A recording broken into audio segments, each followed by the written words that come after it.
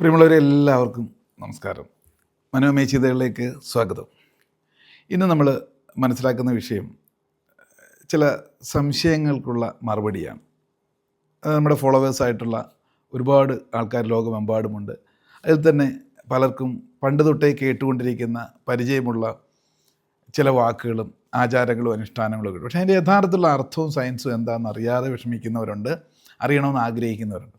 അത്തരത്തിൽ നമ്മുടെ തന്നെ ഗ്രൂപ്പിലുള്ള ഒരു മെമ്പർ ഒരു ചോദ്യം എന്നടുത്ത് വീഡിയോയിൽ ചോദിക്കുകയുണ്ടായി. ഞാനതിൻ്റെ മറുപടി തരുന്നത് എന്തിനാണെന്ന് വെച്ചാൽ, എല്ലാവർക്കും പലരുടെയും മനസ്സിൽ, ബഹുഭൂരിപക്ഷം ആൾക്കാരുടെ മനസ്സിൽ ഇങ്ങനെയുള്ള ചില കാര്യങ്ങൾ ക്ലാരിറ്റി കിട്ടാത്തതായിട്ടുണ്ട്. അതിന് വേണ്ടിയിട്ടാണ് ഇന്ന് ഈ ഒരു വിഷയം. ഇത് അല്പം സ്പിരിച്വൽ സയൻസുമായിട്ട് ബന്ധപ്പെട്ടുള്ളതാണ്. അതായത് എന്തിനാണ് നമ്മൾ ഈ പുലബാലാമ എന്ന് പറയുന്ന ചില ചടങ്ങുകളൊക്കെ ഉണ്ടല്ലോ, അത് മരണശേഷം ഒരു 10-16 ദിവസം ആചരിക്കുന്നത് എന്തിനാണ്? അല്ലെങ്കിൽ ജനിച്ച ശേഷം ഒരു അശുദ്ധിയാണ്, ക്ഷേത്രങ്ങളൊന്നും പോകാൻ പറ്റില്ല എന്നുള്ള ചില കൺസെപ്റ്റുകളും. പക്ഷേ നമ്മൾ ആചരിച്ചു പോരുന്നതിൻ്റെ അർത്ഥം അറിയുന്നില്ല. എന്താണ് ഇതിൻ്റെ പിന്നിലുള്ള തത്വം അല്ലെ രഹസ്യം എന്നുള്ളതിനെ സംബന്ധിച്ചൊരു ചോദ്യമാണ് ചോദിക്കുന്നത്. ചോദ്യം ഇങ്ങനെയാണ്. നമസ്തേ, ഞാൻ സിയ, എറണാകുളം നോർത്ത് പറവൂരാണ് എൻ്റെ വീട്. സാറിന് ഒരു 2 വർഷമായിട്ട് ഫോളോ അപ്പ് ചെയ്തുകൊണ്ടിരിക്കുന്ന സാറിൻ്റെ ക്ലാസ്സുകളൊക്കെ അറ്റൻഡ് ചെയ്യാറുണ്ട്. അപ്പോൾ എനിക്ക് ഒരുപാട് സംശയങ്ങളും വരാറുണ്ട്. തീരണില്ല സംശയങ്ങൾ. ഒരുപാട് ഇങ്ങനെ നമ്മൾ പഴയ മുത്തശ്ശിമാരൊക്കെ ഇങ്ങനെ പറഞ്ഞു തന്നത് വെച്ചിട്ട് സംശയങ്ങൾ കൂടിയാണ് വന്നത് ഈ ക്ലാസ്സുകൾ കാണുമ്പോൾ. അതിൻ്റെയൊക്കെ സയൻസ് അറിയണമെന്ന് ആഗ്രഹമുണ്ട്. എനിക്ക് ഉള്ളൊരു സംശയം എന്താണെന്ന് വെച്ചാൽ, നമുക്ക് ജനന സമയത്ത് ജനിക്കുമ്പം, ഇപ്പം മരിക്കുമ്പോഴും ജനിക്കുമ്പോഴും 16 ദിവസം നമ്മൾ ആചരിക്കുന്നുണ്ട്. മരണത്തിൽ ബലി എന്നും പറഞ്ഞിട്ട് നമ്മൾ 16 ദിവസം നമ്മൾ അടിയന്തരം വരെ നമ്മൾ ആ വീട്ടിൽ ശുദ്ധിയും കാര്യങ്ങളൊക്കെ ആയിട്ട് ആചരിക്കും. ആത്മാവിൻ്റെ നന്മയ്ക്ക് വേണ്ടിയിട്ടാണെന്നാണ് നമ്മളത് മുത്തശ്ശിമാരൊക്കെ പറഞ്ഞു തന്നേക്കുന്നത്. അതുപോലെ തന്നെ ജനിക്കുമ്പോഴും കുറച്ച് ദിവസം അമ്പലത്തിൽ പോവാതിരിക്കുക, അങ്ങനെയൊക്കെ നമ്മൾ ചെയ്യാറുണ്ട്. അപ്പോൾ ഈ ജനനത്തിന് പിന്നിൽ ഉള്ള സയൻസ് എന്താണത്? ഇപ്പോൾ നമ്മൾ ജനിക്കുമ്പോൾ, ഇപ്പം എൻ്റെ ആണെങ്കിൽ എൻ്റെ ആങ്ങളുടെ കുട്ടി ജനിച്ചാൽ ഞാനും അമ്പലത്തിൽ പോകാൻ പാടില്ല എന്നാണ് മുത്തശ്ശിമാരൊക്കെ പറഞ്ഞു തന്നേക്കണത്. തൊട്ടടുത്ത ബന്ധുക്കൾ അമ്പലത്തിൽ പോകരുത്. ജനനം എന്ന് പറയണത് ഒരു കുഞ്ഞു വാവ നമ്മുടെ വീട്ടിലേക്ക് ജനിച്ച് വന്നിരിക്കണതല്ലേ, ഒരു പുതിയ വാവ. ആ കുഞ്ഞൊന്നും ഒരു തെറ്റ് പോലും ചെയ്തിട്ടില്ല. അതിനെ കാണാൻ തന്നെ നമുക്ക് സന്തോഷമാണ്. അപ്പോൾ സന്തോഷമുള്ള കാര്യമല്ലേ അത്. മരണം പിന്നെ നമുക്ക് ദുഃഖമുള്ള ഒരു കാര്യമാണ്. ജനനം ഭയങ്കര സന്തോഷമുള്ള കാര്യമല്ലേ, കുഞ്ഞാവ് നമ്മുടെ വീട്ടിലുണ്ടാവുക എന്നുള്ളത്. അപ്പോൾ അതിൻ്റെ പിന്നിൽ അമ്പലത്തിൽ പോകാതിരിക്കുന്നത് എന്തിനാണ്? അല്ലെങ്കിൽ അതിൻ്റെ പിന്നിലെ സയൻസ് എന്താണെന്ന് എനിക്ക് ഇതുവരെയും മനസ്സിലായിട്ടില്ല. ഒരു ഉത്തരം കിട്ടാത്ത ചോദ്യമാണ് എനിക്കത്. ജനിക്കുന്ന സമയത്ത് എന്തിനാണ് നമ്മളങ്ങനെ ബാലായ്മ അങ്ങനെയല്ലേ അങ്ങനെ എടുക്കുന്നത് എന്തിനാണെന്ന് എനിക്കിപ്പോഴും മനസ്സിലായിട്ടില്ല. 16 ദിവസം അത് ആചരിക്കുന്നത് എന്തിനാണെന്ന് എനിക്കിപ്പോഴും അറിയില്ല. അതിൻ്റെ പിന്നിലെ സയൻസ് അറിയണമെന്ന് ആഗ്രഹമുണ്ട്. സാറിന് സമയം കിട്ടുന്ന സമയത്ത് എനിക്ക് പറഞ്ഞു തരണം. ഇനി ഈ ചോദ്യത്തിന് ഉത്തരവെന്ന് പറയുന്നത്, ഒന്ന്, മരണസമയം മരിച്ച ശേഷം ആ പ്രദേശത്ത് ആ ബന്ധുമിത്രാദികൾക്ക് ഒക്കെ തന്നെ ഒരു ദുഃഖസാന്ദ്രമായ ഒരു ദുഃഖമയമാണല്ലോ അല്ലേ. മരിച്ച ദിവസം മുതൽ കുറേ ദിവസങ്ങൾ, ഓരോരോ ദിവസം കഴിയുന്തോറും അതിൻ്റെ ഡെൻസിറ്റി കുറഞ്ഞു വരും. അപ്പം ദുഃഖമയത്തിൽ നിൽക്കുന്ന സമയത്ത് മനുഷ്യ മനസ്സുകളും അതിനോട് ചേർന്ന വ്യക്തികളുടെ മനസ്സുകളിലും ദുഃഖമാണല്ലോ. അത് ഓരോ ക്രിയകളിലേക്കും, അതായത് ശ്രദ്ധ വേറൊരു തലത്തിലേക്ക് തിരിക്കുന്നു. ചടങ്ങുകളിലേക്ക്, സഞ്ചയനം മുതൽ മുന്നോട്ടുള്ള ഓരോരോ ദിവസങ്ങളിലും മരിച്ച ആൾക്കാരുടെ ആത്മശാന്തിക്ക് എന്നുള്ള നിലയ്ക്കാണ് ഇത് ചെയ്യുന്നതെങ്കിലും സത്യത്തിൽ ജീവിച്ചിരിക്കുന്നവരുടെ മനസ്സിൻ്റെ ശാന്തി പതുക്കെ വർദ്ധിപ്പിച്ചു കൊണ്ടിരുന്നതിന് വേണ്ടിയിട്ടാണ്. അങ്ങനെ ജീവിച്ചിരിക്കുന്നവരുടെ ശാന്തി വർദ്ധിച്ച് വരുമ്പോൾ മാത്രമേ നമ്മളെ വിട്ടുപോയ ആത്മാക്കളിലേക്കും ആ ശാന്തി കിട്ടുകയുള്ളൂ. ഇപ്പം ജീവിച്ചിരിക്കുന്നവർക്ക് മാത്രമേ ദേഹമേ മരിച്ചു പോയിട്ടുള്ളൂ, ആത്മാവ് മരിക്കുന്നില്ല. വിട്ടുപോയ ആത്മാവിലേക്ക് ആ ട്രാൻസ്ഫോർമേഷൻ, ആ വൈബ് കൊടുക്കാൻ പറ്റുള്ളൂ.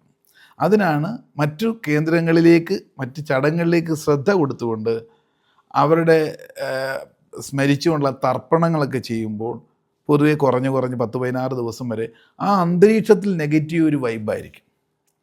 അങ്ങനെ ആ നെഗറ്റീവ് വൈബിലുള്ള ബന്ധുമിത്രാദികൾ ഒരു കഴിവതും ദേവാലയങ്ങളിലേക്കൊന്നും അല്ലെങ്കിൽ അതുകൊണ്ടുള്ള ചടങ്ങുകൾക്ക് പങ്കെടുക്കാതിരിക്കുക എന്ന് പറയുന്നത് ഈ ഒരു ടോക്സിക് എഫക്റ്റ് അവിടെയും മാലിന്യം ഉണ്ടാകാതിരിക്കാനാണ്. അത് കണ്ടറിഞ്ഞ് തന്നെ പ്രവർത്തിക്കുന്നുണ്ട്. പലരും ഇപ്പോഴുള്ള കാലഘട്ടത്തിൽ അത് ശ്രദ്ധിക്കാതെയും അത് ചെയ്തു പോകുന്നുണ്ട്.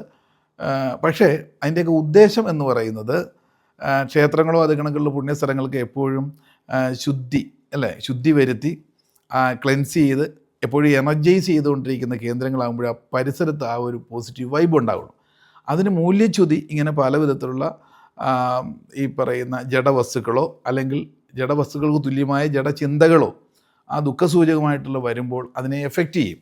അത് കുറയാതിരിക്കുന്നതിന് വേണ്ടിയിട്ടാണ് മരണാനന്തര ചടങ്ങുകൾ നടക്കുന്ന അല്ല പീരീഡ് വരെ ക്ഷേത്ര ദർശനമൊക്കെ ഒഴിവാക്കണമെന്ന് പറയുന്നതിൻ്റെ പിന്നിലുള്ള സയൻസ് എന്ന് പറയും. അതിനെ നമുക്കതിൻ്റെ വ്യക്തത അല്ലെങ്കിൽ ദോഷമെന്ന് പറയുന്നു. സംഭവത്രേ ഉള്ളൂ. അതിന് കുറച്ച് നിശ്ചിത ദിവസം കഴിയുമ്പോൾ അതെല്ലാം മാറുന്നു. കൊലകുളിയൊക്കെ കഴിഞ്ഞ് കഴിഞ്ഞാൽ പിന്നെ സാധാരണ തലങ്ങളിലേക്ക് എത്തുന്നു. അത് ഓരോ മനുഷ്യൻ്റെ വിശ്വാസം അത് കൂടുതലായി കൊണ്ടുപോകുന്നതിന് വേണ്ടി. ഇനി ജനിച്ച ശേഷം അപ്പോൾ ഇതിനകത്ത് ചോദിക്കുന്നത് ഓരോ ജന്മവും നല്ലതല്ലേ? ഓരോ കുഞ്ഞുങ്ങളും ദൈവത്തിൻ്റെ പ്രതിരൂപങ്ങൾ തന്നെയാണ് അല്ലേ? പ്രത്യേകിച്ച് കുഞ്ഞുങ്ങൾ ബുദ്ധി ഉറയ്ക്കുന്നതിന് മുമ്പ് ചിന്ത ഉറയ്ക്കുന്നതിന് മുമ്പ് മാലിന്യമൊന്നുമില്ലാത്ത ഓരോ സൃഷ്ടിയും ദൈവ സൃഷ്ടിയാണ്.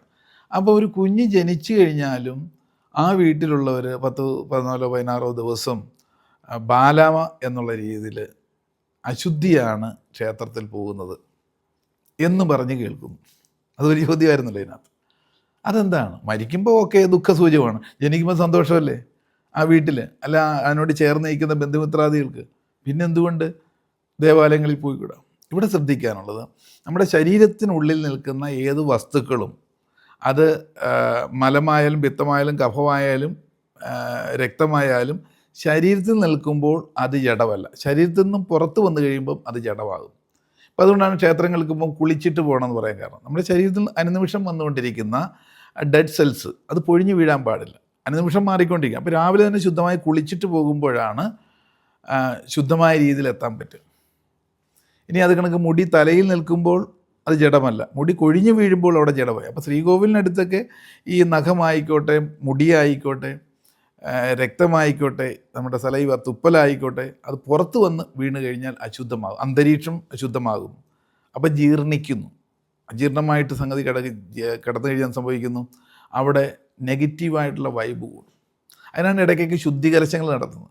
മനുഷ്യൻ എത്ര ശ്രദ്ധിച്ചെന്ന് പറഞ്ഞാലും പലപ്പോഴും ഇങ്ങനെ ശരീരത്തിൽ നിന്നും ചില ഒബ്ജക്റ്റുകളൊക്കെ പൊഴിഞ്ഞു വീഴാം അല്ലേ? അതുകൊണ്ടാണ് അശുദ്ധി ദിനങ്ങളിലൊന്നും ക്ഷേത്രങ്ങളിലേക്ക് പോകരുതെന്ന് പറയാൻ കാരണം. ക്ഷേത്ര ചൈതന്യത്തെ ബാധിക്കും.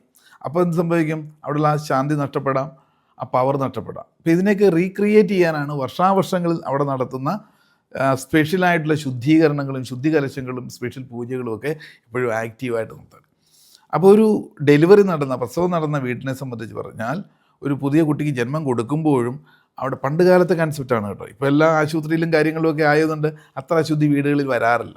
പ്രത്യേകിച്ച് ഫ്ലാറ്റ് സമുച്ചയങ്ങളിലൊക്കെ ആണെങ്കിൽ ജീവിതത്തിലൊന്നും അങ്ങനെ ഒരിക്കലും അശുദ്ധി വരാൻ ചാൻസില്ല. പക്ഷേ നമ്മുടെ ഈ ആചാര അനുഷ്ഠാനങ്ങളെല്ലാം പണ്ട് തൊട്ടേ അനുവർത്തിച്ച് പോരുന്നത് മാത്രം പിടിച്ചു നിൽക്കുകയാണ്.